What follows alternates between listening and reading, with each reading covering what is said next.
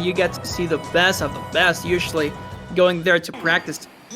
And of course, now we gotta say this. This will be our last commentary set. Well, our last set on commentary. So let's make this a good one, Money. We're seeing a classic. Let's bring something new to the table, and let's bring the hype to the table, like Chag is right now, feeling 59% to start off the set. But immediately, Maister responding back. This is just how it's gonna go. These two know each other perfectly well, and they know how to land the best, the biggest combo onto each other. But then they can't really do much else other than play the neutral, and that's where the real battle is going to be held. Yes, a lot of pressure from both players right now. Chag first got the entrance for the IRL conversions. Careful that up smash, he was waiting. He knew he was gonna go down with an option, and Maister was just ready. So let's see if he can capitalize on that advantage he just got. He's like, I'm not gonna fall to your down tilts, mate. I know that one. Also, the bucket, like something different we saw that with Reggie, that he was falling into those IVs. The bucket again, 30%. I think Maister is being really comfortable, at least in this beginning of the match. So yeah, only 87%. Yeah, and also he kind of recognizes the cues that Chag usually sends. Whenever he is at a huge distance, he goes for the auto reticle, and Maister already knows that he's gonna go for that. Oh, the 9! He was looking for that 2-frame with the 9. Didn't work. But still, he knows at what distance Chag tries to use certain moves, so when he is at a distance, he knows the auto reticle is coming, so he puts up the bucket, and of course the bucket can help him later on to finish off the stocks, but this dash attack is gonna take his first stock. Oh, but the shield break! Bomb to bucket! Goodbye, Chag! That's it for your second stock! Oh my god, these two really know each other. Like, they're being aggressive because they know what to expect. Their Maister just see what option Chag was gonna take. Again, the nairs. They're getting really great conversions. Like, also, Chag is getting good ideas with those nairs and uppers. But I know, like, they both know how they play, so they expect the same things. Again, the backdoors here from Maister to get a little bit of more pressure right now. The one that has to be really careful is Chag. He's in an important disadvantage, but I think Maister has been pressuring him really well, and also conditioning him. Absolutely. I think that's the biggest difference between Maister and Reggie. Reggie just tries to play the new game, but Maister is suffocating. He does not let you breathe. Just like right now, he gets that body onto the forward smash. And that's going to do it for game one. Absolute dominance from Maister. It was looking kind of even at the very beginning, but it doesn't take long for him to take the control of the set. Yeah, and a 2 stock for this first game is really solid. I mean, it's not something easy to 2 stock Chag, but I think Meister's pressure was working a bit more for him. I don't know if Chag is gonna, like change his strategy. Maybe yes, because they were both like really going in after the other. Yes, Maister was just suffocating Chag. He was not letting him play his game. We're going back to Pokemon Stadium too, but I don't know what other strategy Chag is going to go for. Once again, at the very beginning, they were just playing the neutral and trying to extend as much as he could, but I don't know if that plan is really going to work. Maister already knows when Chag is going to go for certain options, so it's time for the mix-ups. Chag might have to try some crazy moves so that anything works. Yeah, he has to be a little bit more creative. That's the problem when you're playing against someone that actually you. Like, Maister is just there with bucket, like, hey, get that side B, yes, no. And Chag is just like, not going. Again, it's other entrance, again, the dash attack, the nairs. But both nairs are great, like we saw it with Reggie also. And Maister is really, like, reading more the type of movements Chag is going to get and punishment. Yes, oh, and look at this. Once again, the extension, but it did not work this time around. We saw Chag do back roll against Reggie and then go for the forward smash. It did not work this time around, but look at this. Chag is also looking a lot more solid now. He did not expect the dash attack, but the percent differential is speaking wonders, unlike the last game where he got 50% and then nothing for a really long time. Now he is dominating the neutral game. He's controlling the center stage, and he is not letting Maister approach, which is where he shines the most. Yeah, he's changing his rhythm, definitely. They're going to slow movement a little bit smarter. Oh, no! That was like the last part of that down smash. The robbery. He was doing so good, dealing so much damage, and Maister just said, okay, let me just parry you and forward smash you real quick, and that's it. But but they're even once again. Chag deals, back throws Maister off the stage, and that's gonna do it for his first stock, and we're, once again, pretty much even, although Chag already suffering from those combos from the neutral air. Such a great move. Again, it's the battle of the neutral airs. Game & Watches is probably better, but we know how big of a beast that Palutena neutral air is. Yeah, and Chag really mixes it up really well. Again, looking for the conversions with the upper Maister. He's getting good grabs. I think that's being also part of the difference of why he's getting more percentage. Again, the narrative for part of Chag, he's not getting any like conversions or follow-ups because Maister knows. Like, he's just waiting for him to continue on with his conversions, not really getting any percentage, and just edge guarding really well.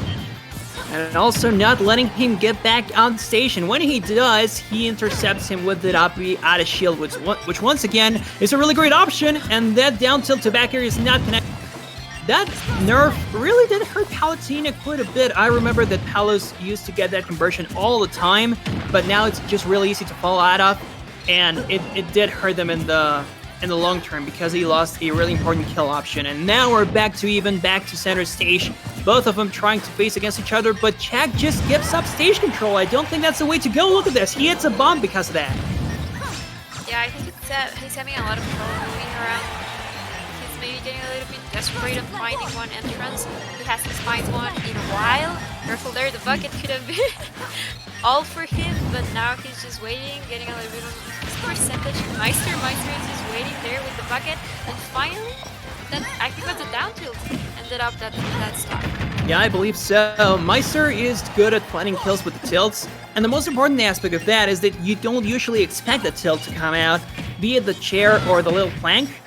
He usually keeps that to himself for a while, and then when you least expect it, he actually throws it out. So that's why he's playing so good right now. Once again, dominating all over Chag, 121% on him, but he is not looking afraid. He keeps approaching. He misses. No, wait. No. Oh, he was looking.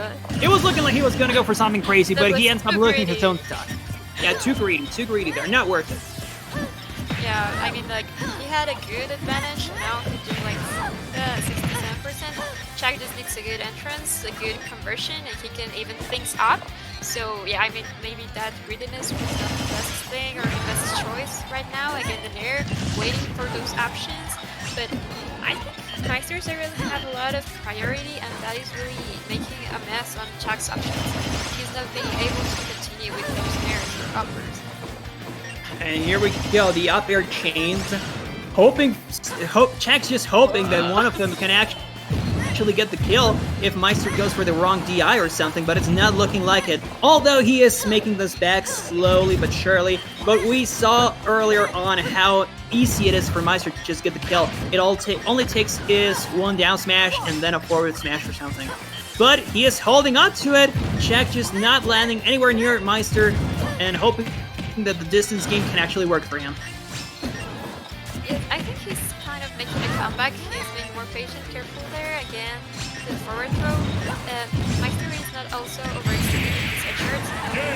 He reverse edge guard and finally and takes that last stock. I think it was the hardest stock to take from Maister. Like, Chag was really being having a better neutral in that last one. He was waiting more patient.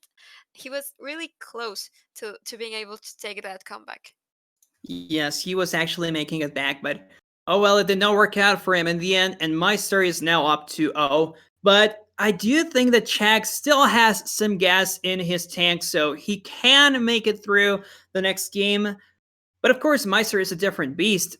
Sorry, I have actually been naming the wrong person. This is Sonic Forever, who is Maister. This is Sonic Forever, showing us how great of a Game & Watch he has. And we're going back to Pokemon Stadium 2. They don't want to play anywhere else. Wait, Chag won that game? No. Or yes. Chag won? No, it oh.